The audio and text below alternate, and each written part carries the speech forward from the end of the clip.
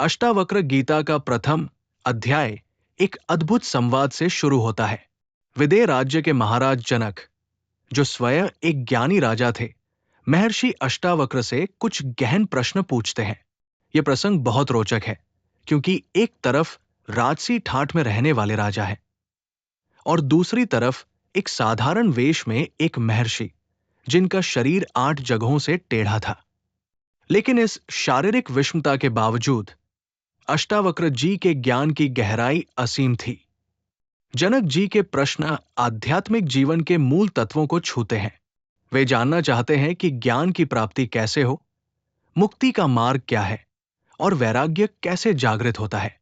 ये प्रश्न सिर्फ जनक के नहीं, बल्कि हर उस व्यक्ति के हैं जो आत्मज्ञान की राह पर चलना चाहता है।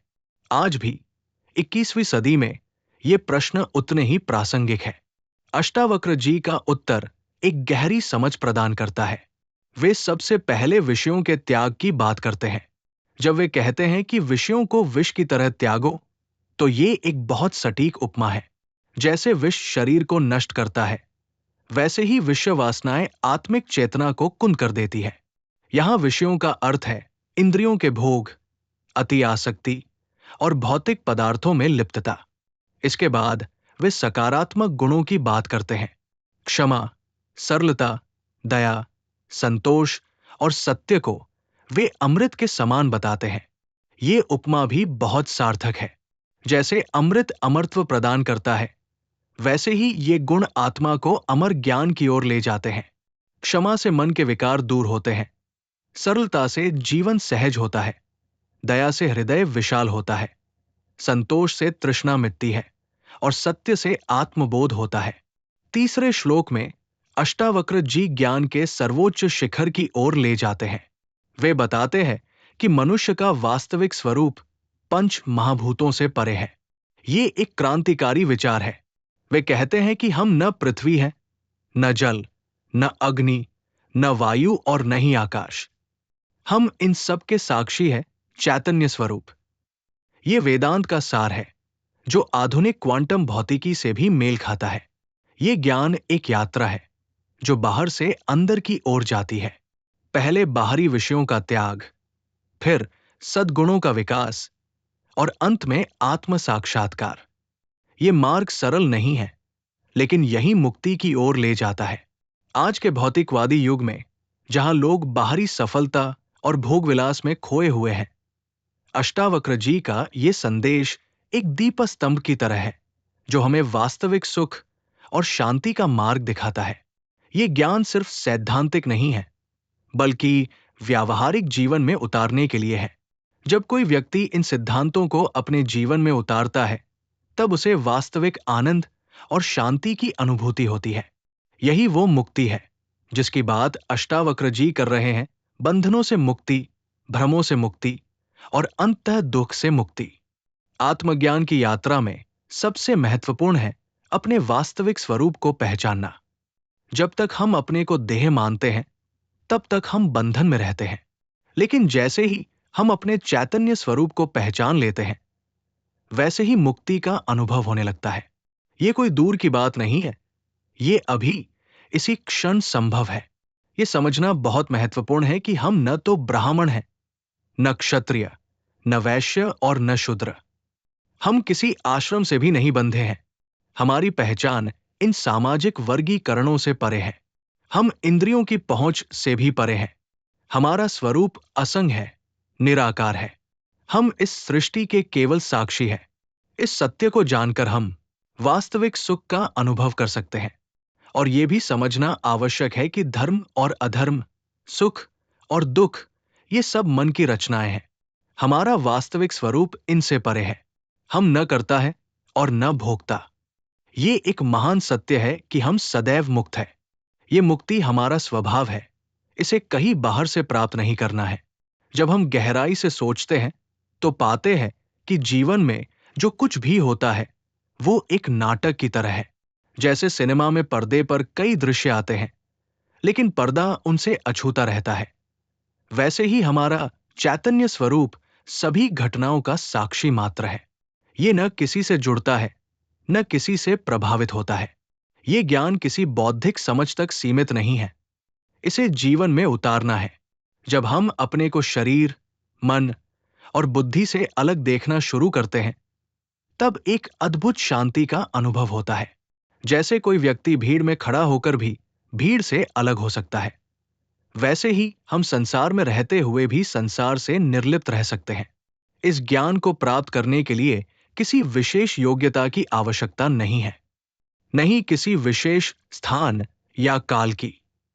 ये केवल अपने वास्तविक स्वरूप को पहचानने की बात है।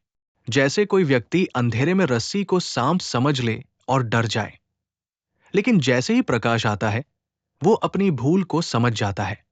वैसे ही जब हम अपने वास्तविक स्वरूप को पहचान लेते हैं, तब सारे भ्रम दूर हो जाते हैं। ये ज्ञान जीवन को एक नई दिशा देता है। तब हम किसी भी परिस्थिति में विचलित नहीं होते। सफलता असफलता, लाभ हानि, जीवन मृत्यु, सब कुछ एक खेल की तरह दिखाई देने लगता है। यही वास्तविक मुक्ति है, यही परम आनंद है।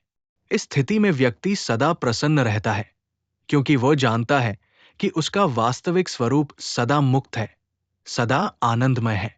आज के व्यस्त और तनावपूर्ण जीवन में ये ज्ञान और भी महत्वपूर्ण हो जाता है। जब चारों ओर अशांति और अस्थिरता का वातावरण हो, तब ये ज्ञान एक दीपक की तरह मार्ग दिखाता है। ये हमें बताता है कि वास्तविक शांति और सुख बाहर नहीं, हमारे भीतर है। हमें बस अपने वास्तविक स्वरूप को पहचानना है।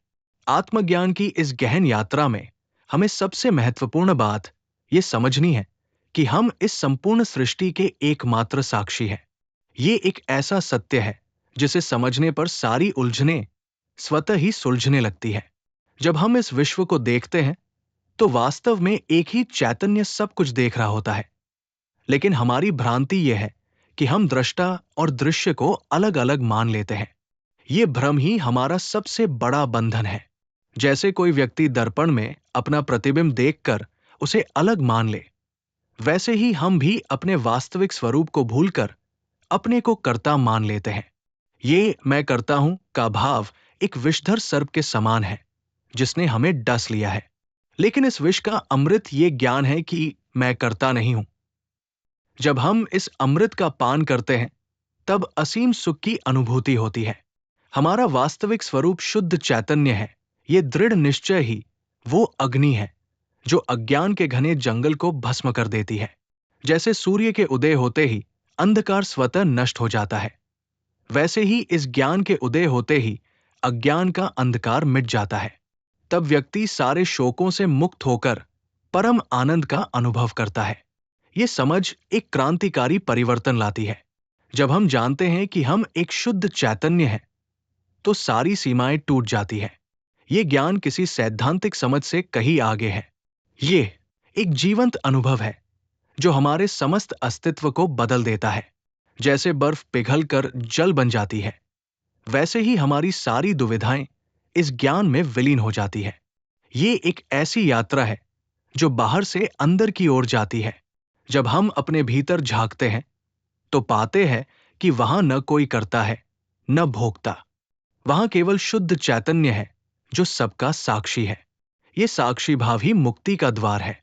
जब हम इस भाव में स्थित होते हैं, तब जीवन एक खेल की तरह हो जाता है, जहां हम खेल में भी हैं और खेल से बाहर भी। इस ज्ञान को जीवन में उतारना एक कला है। ये मात्र समझने की बात नहीं है, बल्कि जीने की बात है। जब हम हर क्षण इस सत्य के साथ जीते हैं कि हम शुद्ध चैतन्य हैं, तब जीवन एक उत्सव बन जाता है। तब न कोई भय रहता है, न चिंता, क्योंकि हम जानते हैं कि हमारा वास्तविक स्वरूप अमर, अजर और अविनाशी है। ये ज्ञान वर्तमान समय में और भी प्रासंगिक है। आज जब हर व्यक्ति तनाव और चिंता से घिरा है, ये ज्ञान एक नई दिशा दिखाता है। ये बताता है कि हमारी सारी समस्याएं हमारी पहचान के भ्रम से उत्पन्न होती है। जब ये भ्रम मिटता है, तब जीवन एक नई ऊंचाई प्राप्त करता है। ये समस्त विश्व एक भ्रम है, ठीक वैसे ही जैसे अंधेरे में पड़ी रस्सी में सांप का भ्रम होता है। ये एक बेहद सुंदर उपमा है। जैसे जब प्रकाश आता है, तो पता चलता है कि वो सांप नहीं, मात्र रस्सी थी। वैसे ही ज्ञान के प्रकाश में ये स्पष्ट हो जाता है कि ये दिखाई देने वाला जगत वास्तविक नहीं है। जो इस सत्य को जान लेता है वो परमानंद का अनुभव करता है। ये एक गहरा मनोवैज्ञानिक सत्य है कि जैसी हमारी मान्यता होती है वैसी ही हमारी स्थिति हो जाती है। जो अपने को मुक्त मानता है वो मुक्त हो जाता है और जो अपने को बंधा हुआ मानता है वो बंधा रहता है। ये कोई कल्पना नहीं है बल्कि एक वास्तविक सत्य है। हमारी सोच ही हमारी नियति बन जाती है। आत्मा का स्वभाव साक्षी है। वो सर्वव्यापी है, पूर्ण है, एक है और सदा मुक्त है। उसमें कोई क्रिया नहीं है। वो किसी से नहीं जुड़ा है, उसे किसी की आवश्यकता नहीं है और वो सदा शांत है। केवल भ्रम के कारण ऐसा लगता है कि वो संसार में बंधा है। जब हम इस सत्य को गहराई से समझते हैं तो एक अद्भुत परिवर्तन होता है। हम देखते हैं कि जिसे हम इतना वास्तविक मान रहे थे वो मात्र एक स्वप्न की तरह है। जैसे स्वप्न में सब कुछ बिल्कुल वास्तविक लगता है, लेकिन जागने पर पता चलता है कि वो सब मिथ्या था। वैसे ही ज्ञान के जागरण में ये संसार भी मिथ्या प्रतीत होता है। इस ज्ञान का अर्थ संसार से पलायन नहीं है, बल्कि ये संसार में रहते हुए भी उससे अनासक्त रहने की कला है। जैसे अभिनेता रंगमंच पर अपना किरदार निभाता है, लेकिन जानता है कि वो वास्तव में वो किरदार नहीं है, वैसे ही ज्ञानी व्यक्ति संसार में रहते हुए भी जानता है कि वो इससे परे है। ये समझ जीवन को एक नया आयाम देती है। तब न तो सफलता हमें उन्मत्त करती है, न असफलता हमें निराश करती है। हम एक साक्षी की तरह सब कुछ देखते हैं, जानते हैं कि ये सब एक खेल है। इस खेल में भाग लेते हुए भी हम जानते हैं कि हमारा वास्तविक स्वरूप इससे अछूता है। ये ज्ञान एक गहरी शांति प्रदान करता है। जब हम जान लेते हैं कि हम वास्तव में साक्षी हैं, तो सारी चिंताएं, भय और तनाव स्वतः ही समाप्त हो जाते हैं। ये एक ऐसी स्थिति है जहां हम पूर्णतया मुक्त हैं, फिर भी संसार में रहते हैं। ये विरोधाभास नहीं है, बल्कि एक उच्च चेतना की स्थिति है। आज के समय में ये ज्ञान विशेष रूप से महत्वपूर्ण है। जब चारों ओर अस्थिरता और अनिश्चितता का माहौल हो, तब ये ज्ञान एक ठोस आधार प्रदान करता है। ये हमें बताता है कि हमारा वास्तविक स्वरूप इन सब परिवर्तनों से परे है। इस समझ के साथ जीवन एक नई ऊंचाई प्राप्त करता है, जहां शांति और आनंद स्वाभाविक हो जाते हैं। आत्मज्ञान का ये गहन विवेचन हमें एक महत्वपूर्ण तथ्य की ओर ले जाता है। हमारा वास्तविक स्वरूप अचल, अपरिवर्तनशील और अद्वैत है। ये शाश्वत चैतन्य है जो कभी बदलता नहीं। जैसे सागर की सतह पर लहरें आती जाती रहती हैं, लेकिन सागर की गहराई में स्थिरता होती है, वैसे ही हमारा वास्तविक स्वरूप सभी परिवर्तनों से परे है। हमें यह समझना होगा कि जो कुछ भी दिखाई देता है वो मात्र एक आभास है। चाहे वो बाहरी जगत हो या आंतरिक विचार भावनाएं, सब क्षणिक है। ये एक ऐसी समझ है जो हमें गहरी स्वतंत्रता प्रदान करती है। जैसे बादल आते जाते हैं लेकिन आकाश अछूता रहता है, वैसे ही हमारा चैतन्य स्वरूप सभी अनुभवों से अछूता रहता है। देह के साथ तादाद में ही हमारा सबसे बड़ा बंधन है। ये एक ऐसी रस्सी है जिसने हमें बांध रखा है, लेकिन ज्ञान की तलवार इस बंधन को काट सकती है। जब हम समझ लेते हैं कि मैं चैतन्य हूं, तब ये बंधन टूट जाता है। ये कोई सैद्धांतिक ज्ञान नहीं है, बल्कि एक जीवंत अनुभूति है जो हमें असीम आनंद प्रदान करती है। हमारा स्वरूप निःसंग है, किसी से जुड़ा हुआ नहीं है, निष्क्रिय है, कोई क्रिया नहीं करता, स्वयं प्रकाश है, अपने आप में चमकता है और निरंजन है, किसी दोष या मैल से रहित है। लेकिन हमारा बंधन ये है कि हम समाधि की खोज में रहते हैं, जबकि हम स्वयं वह है जिसकी खोज कर रहे हैं। ये ज्ञान एक गहरा रूपांतरण लाता है। जब हम इस सत्य को जी लेते हैं, तब जीवन एक नया अर्थ पा लेता है। हम संसार में रहते हुए भी संसार से मुक्त हो जाते हैं। ये एक ऐसी स्वतंत्रता है जो किसी बाहरी परिस्थिति पर निर्भर नहीं है। वर्तमान समय में जब हर व्यक्ति किसी न किसी तरह के बंधन में जकड़ा हुआ महसूस करता है, ये ज्ञान एक नई दिशा दिखाता है। ये बताता है कि हमारी वास्तविक प्रकृति स्वतंत्रता है। हमें बस इस सत्य को पहचानना है और इसके साथ जीना है, तब जीवन एक उत्सव बन जाता है जहां हर क्षण आनंद से भरा होता है। ये एक ऐसी यात्रा है जो बाहर से अंदर की ओर जाती है। हम जितना अंतर्मुखी होते हैं उतना ही ये सत्य स्पष्ट होता जाता है। ये कोई पलायन नहीं है, बल्कि वास्तविकता का सच्चा बोध है। इस बोध के साथ जीवन एक नई ऊंचाई प्राप्त करता है, जहां शांति और आनंद स्वाभाविक हो जाते हैं। आत्मतत्व की ये गहन व्याख्या हमें बताती है कि ये संपूर्ण विश्व हमारी चेतना में ही व्याप्त है। जैसे बुनाई में धागा पिरोया होता है, वैसे ही ये सारा जगत हमारी चेतना में पिरोया हुआ है। ये कोई काल्पनिक बात नहीं है, बल्कि यथार्थ सत्य है। हमारा स्वरूप शुद्ध बुद्ध है, इसलिए हमें छोटी और तुच्छ सोच से ऊपर उठना चाहिए। इस ज्ञान का एक महत्वपूर्ण पहलू यह है कि हमारा स्वरूप किसी पर निर्भर नहीं है, निरपेक्ष, कभी बदलता नहीं है, निर्विकार, किसी बोझ से दबा नहीं है, निर्भर और शांत है, शीतलाशय। हमारी बुद्धि अगाध है और कभी विचलित नहीं होती, अक्षुब्ध। हमें केवल चैतन्य की ही वासना रखनी चाहिए, अर्थात हमारी एकमात्र लगन चैतन्य को जानने की होनी चाहिए। एक गहरा सत्य यह है कि जो कुछ भी आकार वाला है वो असत्य है।